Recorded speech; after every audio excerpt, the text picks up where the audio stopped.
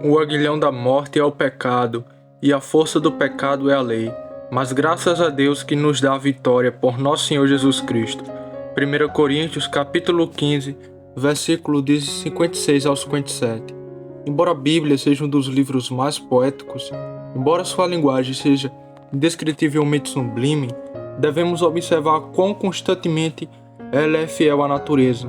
Não há esforço sobre um fato, nem encobrimento sobre seja o assunto, embora o ilumine com brilho. Não nega a escuridão relacionada a ele. Se você lê este capítulo da Epístola de Paulo, tão justamente celebrado como a obra-prima da linguagem, você o encontrará falando sobre o que está por vir após a morte com tal exultação e glória, que você sentirá. Se isso é para morrer, então é melhor partir imediatamente.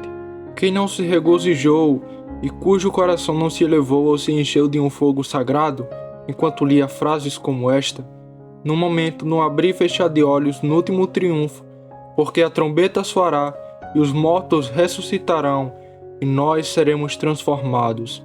Pois este corruptível se revestir-se-á da incorrupção e este mortal deve revestir-se da imortalidade.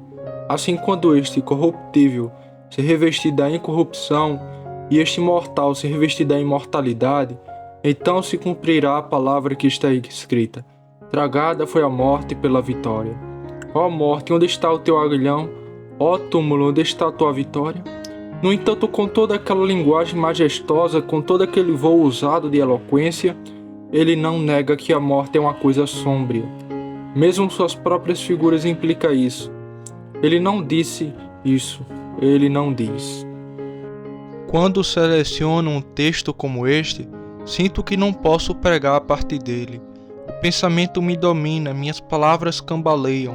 Não há declarações que sejam grandes o suficiente para transmitir o poderoso significado desse texto maravilhoso. Se eu tivesse a eloquência de todos os homens unidos em um, se eu pudesse falar como nenhum homem falou, eu não poderia abranger um assunto tão vasto como esse. Portanto, não pretendo fazê-lo mais, oferecerei a você os pensamentos que minha mente é capaz de produzir. Esta noite falaremos de 3 coisas. Primeiro, a piedade da morte, o aguilhão da morte. Em segundo lugar, a força do pecado. E terceiro, a vitória da fé. Primeiro, o aguilhão da morte. O apóstolo retrata a morte como um terrível dragão, ou monstro, que vimos sobre todos os homens, deve ser combatido por cada um por si mesmo. Ele não nos dá nenhuma esperança de que qualquer um de nós possa evitá-lo. Ele nos fala que nenhuma ponte sobre o rio da morte.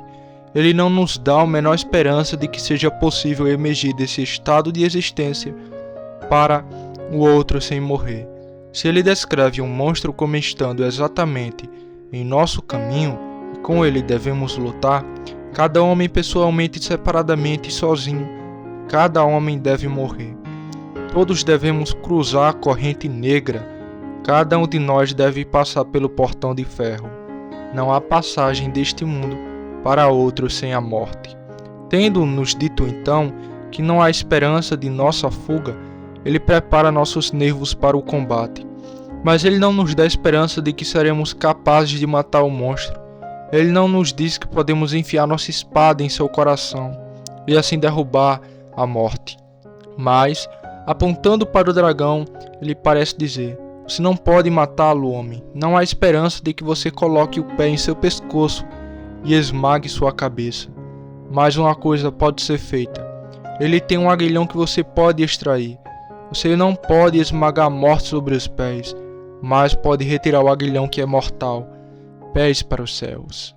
E então está o ferrão deste dragão. Onde devo golpear? Qual é o ferrão? O apóstolo nos diz que o aguilhão da morte é o pecado. Uma vez, deixe-me cortar isso. E então, embora a morte possa ser triste e solene, não temerei, mas erguendo o aguilhão do monstro exclamou: ó morte, onde está o teu aguilhão? Ó sepultura, onde está a tua vitória?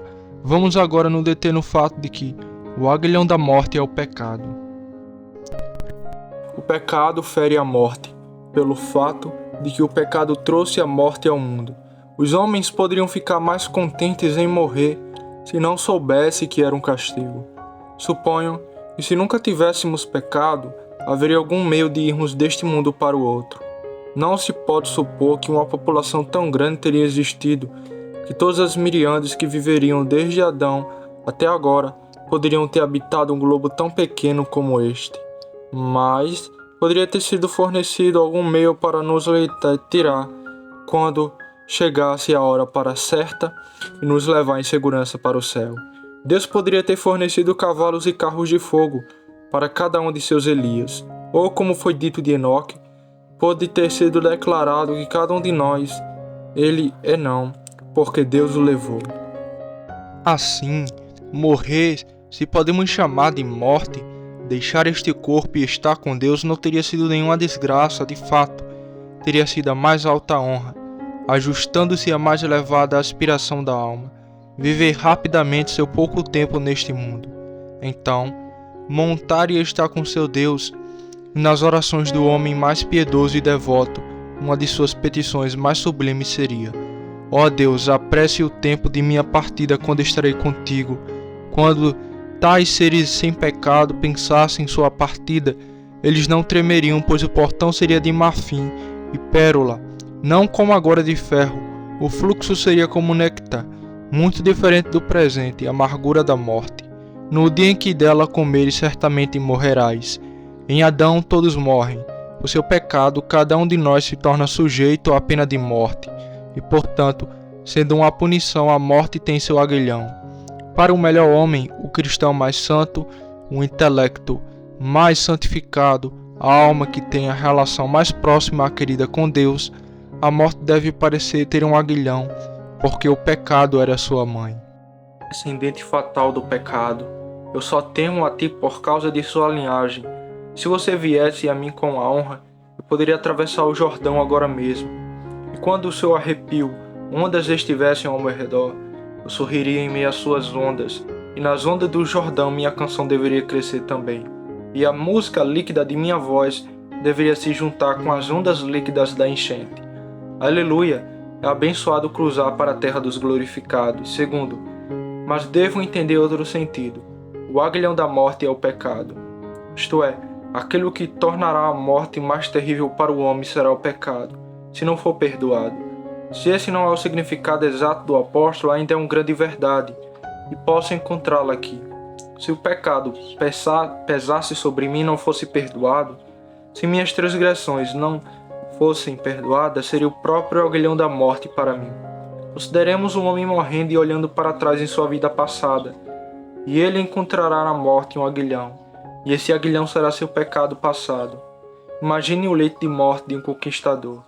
Ele tem sido um homem de sangue desde a juventude, criado no acampamento. Seus lábios logo se ajuntaram ao cornelim. Sua mão mesmo na infância tocou o tabor. Ele tinha um espírito marcial, ele se deleitava com a fama. Também ele amava o pó da batalha e a vestimenta envolta em sangue. Ele viveu uma vida que os homens chamam de glória. Ele invadiu cidades, países, continentes devastados e invadido o mundo. Veja seus estandartes pendurados no corredor e as marcas de glória em seu escudo. Ele é um dos guerreiros mais orgulhosos da terra, mas agora ele vem para morrer. Quando ele se deita para expirar, o que investirá sua morte de horror será o seu pecado. Acho que vejo um monarca morrendo. Ele está em estado ao seu redor. Estão seus nobres e seus conselheiros. Mas há algo mais lá. Duro ao seu lado está um espírito de Hades e é a alma de uma mulher que partiu. Ela olha para ele e diz: monstro, meu marido foi morto em batalha por tua ambição. Fiquei viúva e meus órfãos indefesos, e eu passamos fome. E ela passa. Seu marido chega e abriu suas feridas sangrentas. Ele grita: uma vez eu te chamei de monarca, mas por tua vil cobiça provocaste uma guerra injusta. Veja aqui essas feridas, ganhei-as no cerco. Por tua causa, subi primeiro a escada de escalada. Este pé estava no topo da parede. Eu agitei minha espada em triunfo, mas no inferno eu levantei meus olhos em tormento. Desgraçado, tua ambição me apresou aqui. Voltando seus olhos horríveis para ele, ele passa. Então surge outro e outro, despertando as suas tumbas. Eles espreitam em torno da sua cama e o assombram. A triste procissão ainda marcha, olhando para o tirano moribundo. Ele fecha os olhos, mas sente a mão fria e ousada em sua testa. Ele estremece, pois o local da morte está em seu coração. Ó morte, diz ele, deixar este grande estado, este reino poderoso, esta pomba e poder se foi um pouco. Mas encontrar aqueles homens, aquelas mulheres e aquelas cristãs órfãos, face a face, ouvindo, dizendo: você se tornou como um de nós? Enquanto reis que destornei e monarcas que derrubei sacudirão suas correntes em meus ouvidos e dirão: tu foste nosso destruidor, mas como caíste do céu, ó Lúcifer, filho da manhã, como foste derrubado em um momento de tua glória e teu orgulho. Suponha outro personagem, um ministro. Ele esteve diante do mundo proclamando algo que chamou de evangelho. Ele tem sido um pregador notável. A multidão está sempre pendurada em seus lábios. Eles ouviram suas palavras diante de sua eloquência. Uma nação ficou maravilhada e milhares tremeram com sua voz. Mas sua pregação acabou. O tempo em que ele pôde subir ao púlpito já passou. Outro lugar de espera, outra congregação, e ele deve ouvir outro pregador melhor do que ele. Lá ele mente. Ele foi infiel ao seu cargo, ele pregou filosofia para encontrar seu povo, em vez de pregar a verdade e mirar em seus corações. E enquanto ele ofegava em sua cama, aquele pior e mais amaldiçoado dos homens, pois certamente ninguém pode ser pior do que ele, surge uma alma da cova e olhando para o rosto dele diz: eu vim a ti uma vez tremendo por causa do pecado. Tu me disseste uma inverdade. Tu não declaraste claramente a palavra de Deus. Ele desaparece apenas para ser seguido por outro. Ele tem sido um personagem religioso, e quando ele vê o ministro em seu leito de morte, ele diz: você está aqui. Uma vez entrei em sua casa de oração, mas você tinha um sermão que não conseguia entender. Eu escutei. Eu queria ouvir algo de seus lábios, alguma verdade que pudesse queimar minha alma e me fazer arrepender. Mas eu não sabia o que disse. E aqui estou. O fantasma bate o pé e o homem estremece, como uma folha de alarme, porque ele sabe que é tudo verdade. Então, toda a congregação se levanta diante dele, enquanto ele se deita em sua cama. Ele olha para o grupo eretório e gênio, ele contempla as cabeças nevadas do velho e os olhos brilhantes dos jovens, e deitado em seu travesseiro, ele imagina todos os pecados de sua vida passada, e ele ouve dizer: vá infiel ao seu cargo, você não se despojou de seu amor pela pomba e dignidade. Tu não te despojes de teu amor, não falou o seu cargo, como se nunca pudesse falar novamente, um moribundo para moribundo. Pode ser algo para aquele ministro deixar seu cargo, algo para ele morrer, mas o pior de tudo, o aguilhão da morte será seu pecado. Ouvir sua paróquia uivando atrás dele para o inferno, ver sua congregação seguindo atrás dele em um rebanho misturado, tendo desviado, tendo sido um falso profeta em vez de um verdadeiro, falando paz, paz onde não havia paz, iludindo com mentiras, encantando com músicas, quando ele deveria ter contado a eles, em tão áspero e rude, palavra de Deus.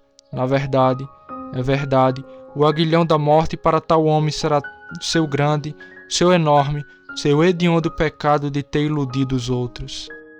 Assim, tendo pintado 2 quadros de corpo inteiro, posso dar a cada um de vocês miniaturas de si mesmo. Posso imaginar bêbado, quando teus corpos forem esvaziados, e quando tua bebida não for mais doce ao teu paladar, quando piores do que fel serão as guloseimas que bebes, quando dentro de 1 hora os vermes farão carnaval em tua mente, em tua carne. Posso imaginá-lo olhando para trás, para a vida desperdiçada deles. E tu, ó jurador, parece-me que te vejo lá, com teus juramentos ecoados, pela memória para tua própria consternação. E tu, homem de luxúria e maldade, tu que debocharam e seduziu os outros, eu te vejo lá, o aguilhão da morte para ti. Quão horrível, quão terrível! Não será que você está gemendo de dor? E também, não será que você está atormentado pela agonia? Não será que o teu coração e tua carne falharão? Mas o aguilhão será o teu pecado. Quantos neste lugar podem soletrar a palavra remorso? Eu rezo para qual nunca saibam seu terrível significado. Remorso. Você conhece sua derivação. Significa morder. Conhecer sua derivação. Agora dançamos com nossos pecados em uma vida alegre conosco. Pegamos suas mãos e nos divertimos ao sol do meio-dia. Dançando, dançamos e vivemos em alegria. Mas então esses pecados nos mordem. Os leãozinhos que acariciamos e com quem brincamos morderam. A jovem víbora, a serpente, cujos tons azuis nos encantaram, morderá, picará, quando o remorso ocupar nossas almas. Eu poderia, mas não vou contar algumas histórias sobre o terrível poder do remorso. É a primeira pontada do inferno, é a encantada da cova. Ter remorso é sentir as fiadas que ardem para cima do fogo da guiena sem fundo. Sentir remorso é ter o tormento eterno iniciando na alma. O aguilhão da morte será pecado, não perdoado e não arrependido. Terceiro ponto. Mas, se o pecado em retrospecto é o aguilhão da morte, o que deve ser o pecado em perspectiva? Meus amigos, muitas vezes não olhamos o que o pecado deve ser. Nós vemos o que é primeiro a semente, depois a erva, depois a espiga e depois o milho cheio de espiga. É o desejo, a imaginação, a visão, o gosto, a ação. Mas o que é o pecado em seu próximo desenvolvimento? Observamos o pecado à medida que cresce. Nós o vimos a princípio uma coisa muito pequena, mas se expandindo até se transformar em uma montanha. Nós a vimos como uma pequena nuvem do tamanho da mão de um homem, mas a vimos se acumular até cobrir os céus com escuridão e enviar gotas de chuva amarga. Mas o que é o pecado está no próximo estado? Já fomos tão longe, mas o pecado é uma coisa que não pode parar. Vimos até onde ele cresceu, mas até onde irá isso crescer? Pois não está maduro quando morremos. Ainda tem que continuar. Está em andamento, mas tem que se desdobrar para sempre. No momento em que morremos, a voz da justiça clama: cele a fonte do sangue, pare a corrente do perdão. Aquele que é santo seja santificado ainda, aquele que é imundo seja imundo ainda. Depois disso, o homem vai ficando cada vez mais sujo, sua luxúria se desenvolve, seu vício aumenta. Todas essas más paixões ardem com 10 vezes mais fúria, e em meio à companhia de outros como ele, sem as restrições de graça, sem a palavra pregada, o homem se torna cada vez pior. E quem pode dizer onde seu pecado pode crescer? Às vezes comparei a hora de nossa morte com aquela imagem célebre que acho que você ouviu na National Gallery de Perseu, segurando a cabeça da Medusa. Aquela cabeça transformada em pedra, todas as pessoas que olhavam para ela. Há um guerreiro ali, com o dardo na mão. Ele ficava rígido, transformado em pedra com o dardo ainda no punho. Há outro com um punhal sobre o manto, prestes a esfaquear ele agora. É a estátua de um assassino imóvel e frio. Também, outro está rastejando furtivamente, como um homem em emboscada. E lá está ele, como uma rocha consolidada. Ele olhou apenas para aquela cabeça e está congelado em pedra. Bem, assim a morte. O que eu sou quando a morte está diante de mim, devo ser para sempre. Quando meu espírito se for, se Deus me encontrar cantando o seu louvor, eu cantarei no céu. Se ele me encontrar preferindo o juramento, serei esse juramento no inferno. Onde a morte me deixa, o julgamento me encontra. Não há atos de perdão passados na sepultura fria para a qual nos apressamos. É para sempre, para sempre, para sempre. Há um grupo de hereges neste dia que falam de punição curta e pregam sobre o transporte de almas por Deus por um período de 10 anos, e depois deixa-los morrer. Onde esses homens aprenderam essa doutrina, eu me pergunto? Li na palavra de Deus que o anjo colocará um pé na terra e o outro no mar. Jurará por aquele que viveu e morreu, que não haverá mais tempo. Mas, se uma alma pudesse morrer em 1000 anos, morreria com o tempo. Se 1 milhão de anos pudessem passar, e então a alma pudesse ser extinta, haveria algo como o tempo, pois falemos-nos de anos e há tempo. Mas, senhores, quando aquele anjo tiver falado a palavra, tempoio muda a boca, que a balbucia a atenção vacilante. Ó tu que habitas no céu, tu, poder supremo, tu, Rei eterno, não permitas que essa honra me intrometa em uma estadão mal gasta, mas que me encontre extasiado em meditação elevada, cantando hinos ao meu grande Criador. Então, no último momento da minha vida, eu irei além do azul, para banhar as asas deste meu espírito em seu elemento nativo, e então habitar comigo para sempre, longe de um mundo de dor e pecado, com Deus eternamente fechado. Segundo tópico, a força do pecado é a lei. Tentei mostrar como lutar contra esse monstro extraído e destruindo seu aguilhão. Eu me preparo para a batalha. É verdade que pequei, portanto coloquei um aguilhão na morte, mas vou me esforçar para removê-lo. Eu tento, mas o monstro ri da minha cara e grita: a força do pecado é a lei. Antes que você possa destruir o pecado, você deve de alguma forma satisfazer a lei. O pecado não pode ser removido por suas lágrimas ou por suas ações, pois a lei é sua força, e até que você satisfaça a vingança da lei, até que você pague o último centavo de suas exigências, meu aguilhão não pode ser removido, pois a própria força do pecado é a lei. Agora, devo tentar explicar essa doutrina de que a força do pecado é a lei. A maioria dos homens pensa que o pecado não tem força alguma. Dizem muitos, podemos ter pecado muito, mas nos arrependemos e seremos melhores para o resto de nossas vidas. Sem dúvida, Deus é misericordioso e nos perdoará. E ouvimos muitos teólogos falarem frequentemente do pecado como se fosse uma coisa muito venial. Pergunte a eles o que um homem deve fazer. Não há necessidade de arrependimento profundo, nem uma operação interior real da graça divina, nem um lançamento a si mesmo sobre o sangue de Cristo. Eles nunca nos falam sobre uma expiação completa ter sido feita. Eles têm de fato alguma ideia sombria de uma expiação, que Cristo morreu apenas como uma questão de forma, para satisfazer a justiça.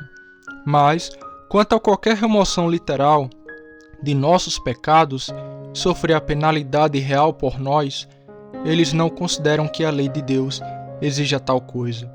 Suponho que não, pois nunca o ouvi afirmar a positiva satisfação, substituição de nosso Senhor Jesus Cristo.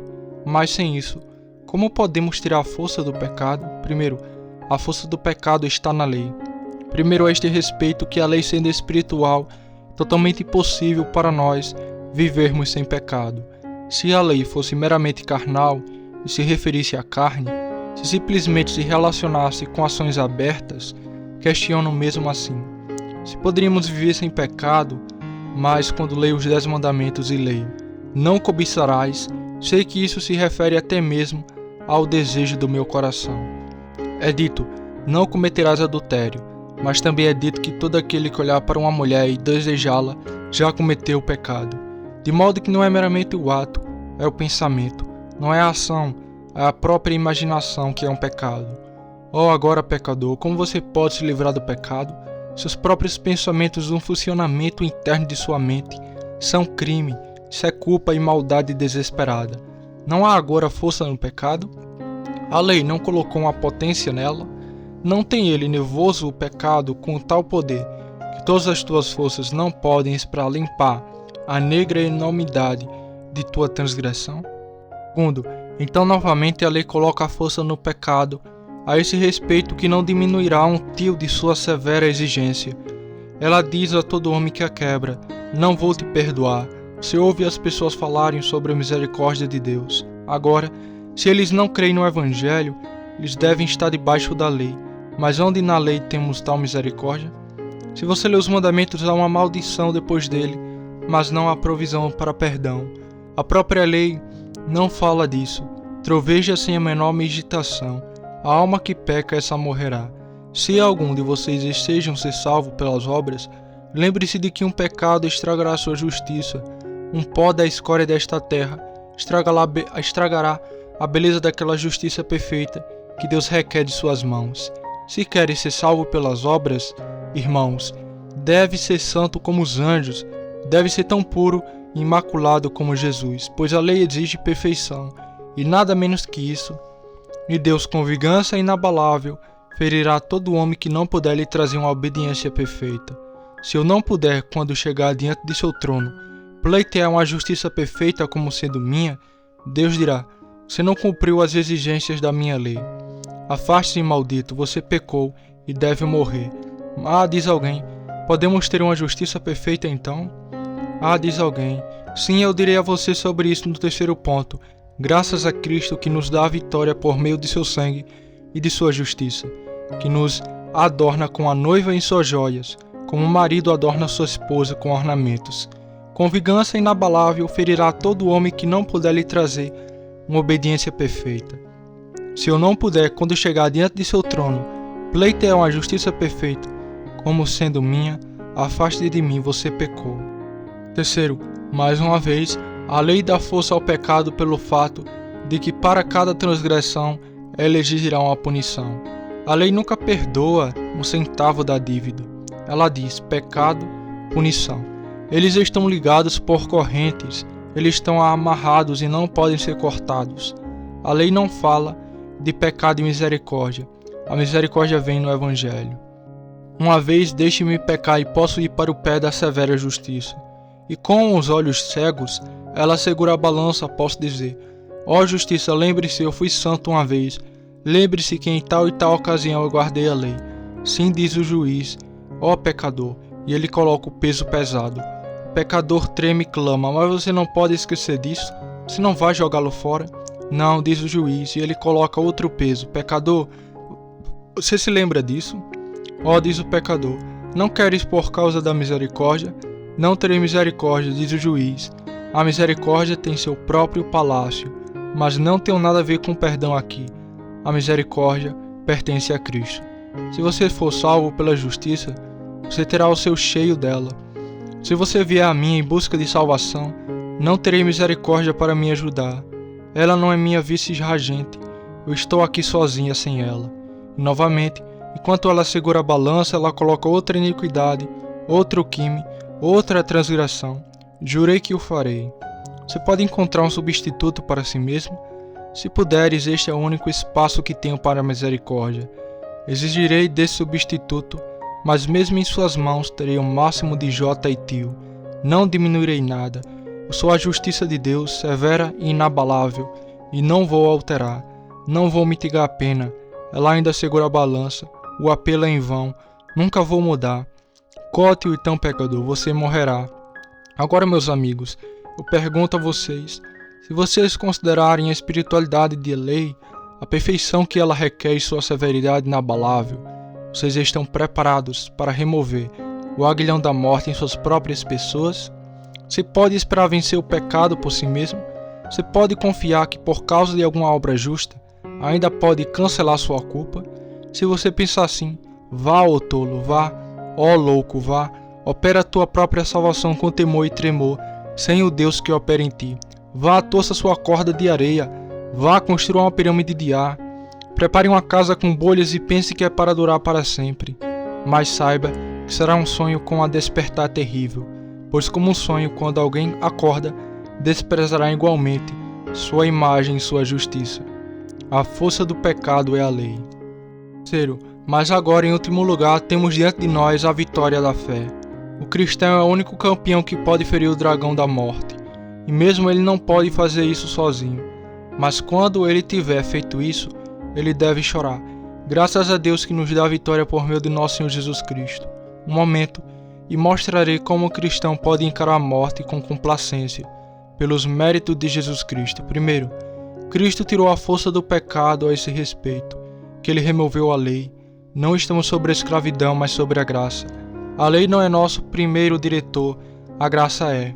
Não me entenda mal, o princípio que devo faça uma coisa, isto é, o princípio da lei. Faça ou seja punido, faça ou seja recompensado. Não é o motivo da vida do cristão, seu princípio é a graça. Deus fez tanto por mim, o que devo fazer por ele? Nesse sentido, não estamos debaixo da lei, mas debaixo da graça. Então, Cristo removeu a lei neste sentido, que ele a satisfaz completamente. A lei exige uma justiça perfeita. Cristo diz: lei, tu tens aí contra falha em mim. Eu sou substituto do pecador. Não tenho guardado teus mandamentos? Em que tenho violado teus estatutos? Vem aqui, meu amado. Então ele clama a justiça. Encontre uma falha neste homem. Eu coloquei meu manto sobre ele, eu lavei meu sangue, eu limpei de seu pecado. Todo o passado se foi. Quanto ao futuro, eu assegurei pela santificação. Quanto à penalidade, eu mesmo a suportei. Em um tremendo gole de amor, bebi até secar a destruição daquele homem. Suportei o que ele deveria ter sofrido, suportei as agonias que ele deveria ter suportado. Justiça não te satisfiz? Eu não disse sobre a árvore e você não coincidiu com ela? Está terminando? Está terminando? Não fiz uma expiação tão completa que agora não há necessidade de aquele homem morrer e expiar sua culpa? Não completo a justiça perfeita deste pobre uma vez condenado, mas agora um espírito justificado? Sim, diz a justiça. Estou bem satisfeito e ainda mais contente, se possível, do que se o pecador tivesse trazido uma justiça imaculada dele mesmo. E agora, o que diz o cristão depois disso? Desce à sepultura, ele passa pelo lugar onde os demônios jazem em guilhões de ferro. Ele vê suas correntes e olha para a masmorra onde eles moram, e ao passar pelo portão da prisão grita: quem tentará acusação contra os eleitos de Deus? Eles rornam e mordem suas amarras de ferro, e se libam em segredo, mas não podem fazer nada contra ele. Agora vejo subir no alto, ele se aproxima do céu de Deus, ele bate nos portões e ainda grita triunfantemente: quem tentará acusação contra os eleitos de Deus? E uma voz vem de dentro: não Cristo, porque ele morreu, não Deus, porque ele justificou. Recebida por Jesus, a fé entra no céu e novamente clama: quem mesmo aqui entre os imaculados e remidos intentará alguma acusação contra os eleitos de Deus? Agora a lei está satisfeita, o pecado se foi, e agora certamente não precisamos temer a picada do dragão, mas podendo dizer como Paulo fez, quando ele se elevou à majestade da poesia, uma poesia tão bonita que o próprio Pedro emprestou suas palavras apenas transpondo as frases: ó túmulo, onde está a tua vitória? Ó morte, onde está o teu aguilhão? Se fosse necessário esta noite, eu poderia falar com você sobre a ressurreição, poderia dizer o quanto isso tira o aguilhão da morte, mas vou me limitar ao simples fato de que o aguilhão da morte é o pecado, que a força do pecado é a lei, e que Cristo nos dá a vitória tirando o aguilhão e removendo a força do pecado, por sua perfeita obediência. E agora, senhores, quanto há aqui que tem alguma esperança de que por eles Cristo Jesus morreu? Estou chegando muito perto de casa, quando solenemente coloco a questão de cada um de vocês, enquanto estou na presença de Deus esta noite, para livrar minha cabeça de meu sangue, enquanto me levanto e apelo com toda a seriedade de que este coração é capaz. Você está preparado para morrer? Eu pequei, perdoado. A lei está satisfeita do sangue redentor de sua alma, sabendo com certeza divina que ele fez as pazes com Deus?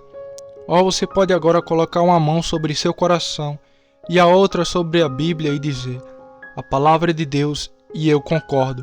O testemunho do Espírito aqui e o testemunho ali são um. Nada em minha mão eu trago, simplesmente a tua cruz eu me apego. Se assim for, você deve morrer onde está.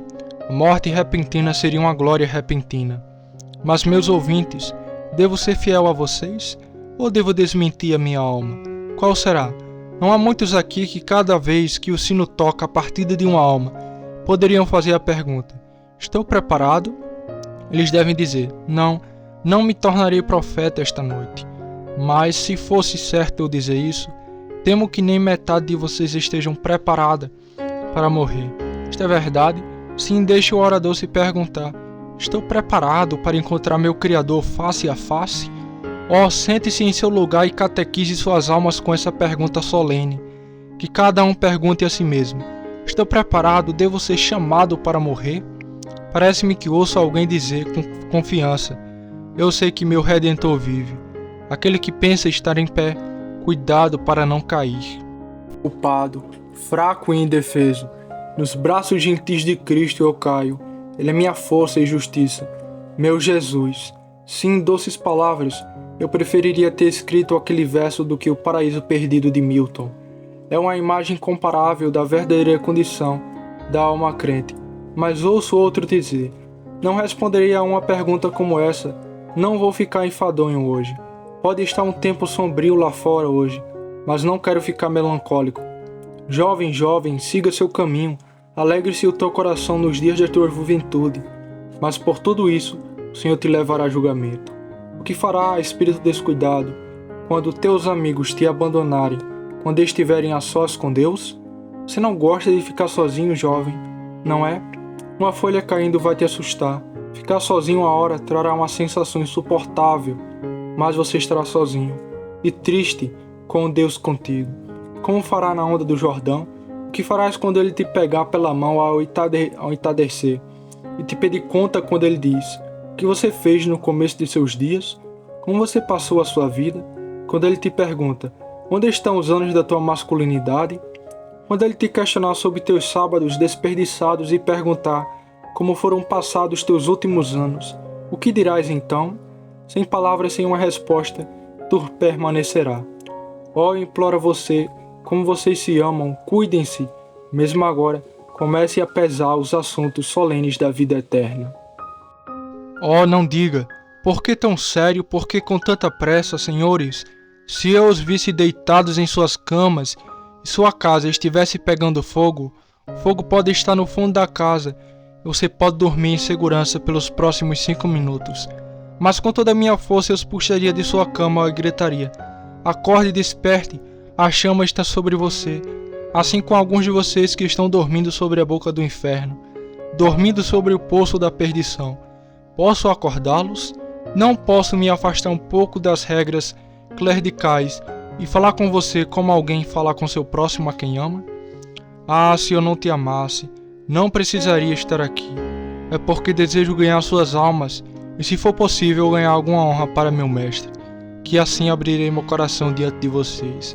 Pela vida do Senhor, pecador, vocês têm uma única tábua sobre a boca do inferno, e essa tábua está podre.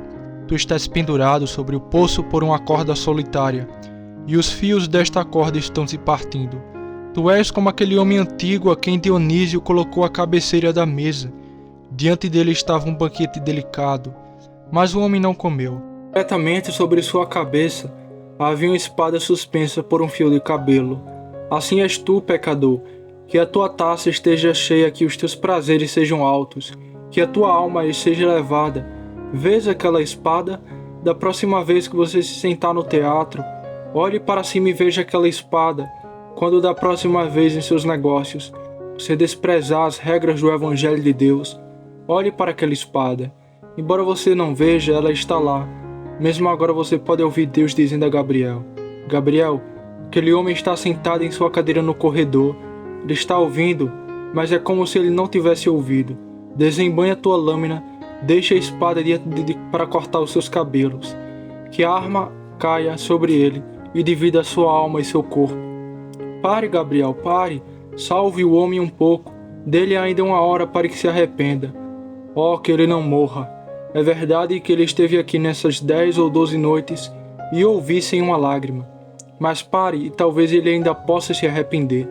Jesus apoia minha súplica e clama: poupe ainda mais um ano, até que eu cave e o estrume.